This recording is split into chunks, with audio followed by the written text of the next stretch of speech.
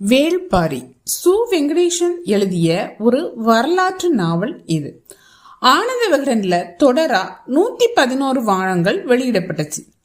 இத அதுக்கப்புறம் விகடன் பதிப்பகத்தார் நூலா வெளியிட்டாங்க. இந்த புத்தகத்துல இடம்பெற்ற ஓவியங்களை எல்லாம் திரு மணியம் செல்வம் அவர்களால வரையப்பட்டது.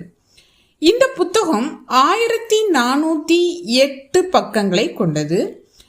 இந்நூல் ஒரு 1,00,000 பிரதிகள் விற்கப்பட்டதற்காக இந்த வருடம், அதாவது இந்த 2025 ஜூலை மாதம் ஒரு விழா ஒன்று கொண்டாடப்பட்டதுங்க. பாரி பரம்பு மலையை தலைமையா கொண்டு ஆட்சி செய்த ஒரு குறுநில மன்னன். ஆனா அவர் தன்னை எப்போதுமே மன்னர்னு சொல்ல விரும்பினது கிடையாது. வேளிர் குலத்தலைவன் அப்படின்னு தான் சொல்லவே விரும்புவாரு. தமிழ் கடவுள் முருகனின் வேடர் குலமும் குறவள்ளியோட கொடி குலமும் ஒரே இனமா சேர்ந்த வேளிர் குலத்தோட தலைவன் தான் இந்த பாரி.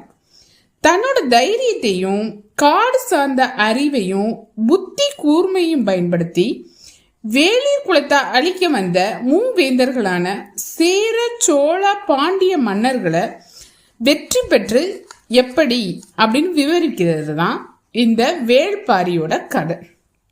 இதுல முக்கிய கதாபாத்திரமான பாரி, அவரோட மனைவி ஆதினி, பாரியோட மகள்கள் அங்கவை, சங்கவை, அப்புறம் பரம்பு மலையோட பெரு வீரன் நீலன், அவனோட காதலி மயிலா, அப்புறம் பாரியுடைய நண்பர் பெரும் புலவர் கபிலர், அப்புறம் வேட்டூர் பழையன், தேக்கன், முதுகுலவன், குலநாகினி அப்படின்னு நிறைய கதாபாத்திரங்கள் வரும். இவங்களெல்லாம் நம்ம போற போக்கில் அப்படி ஒவ்வொருத்தரையா பத்தி நான் விவரிச்சு உங்களுக்கு சொல்லிடுறேன். பரம்பு மலையில உள்ளவங்க இவங்கெல்லாம் கதை பரம்பு மலையிலையும் மதுரை மாநகரிலையும் மாறி மாறி நடக்கிற மாதிரி இருக்கும். மதுரை நகரத்துக்கு போறதுக்கு முன்னாடி நான் இன்னொரு காணொலி மூலமா இதே மாதிரி விளக்கம் கொடுத்துடுறேன். வேள்பாரி நாவல் நம்ம தமிழருக்கு கிடைச்ச மிகப்பெரிய பொக்கிஷம். அதை நான் படிச்சு ரொம்ப மெய் மறந்து ரொம்ப லயிச்சு போயிட்டேன்.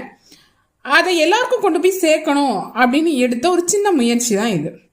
முடிஞ்ச அளவு சிறப்பா சொல்ல பார்க்குறேன். ஏதாவது தவறு இருந்ததுன்னா சுட்டி காமிச்சிருங்க, திருத்திக்கிறேன். விரைவில் சந்திப்போம்.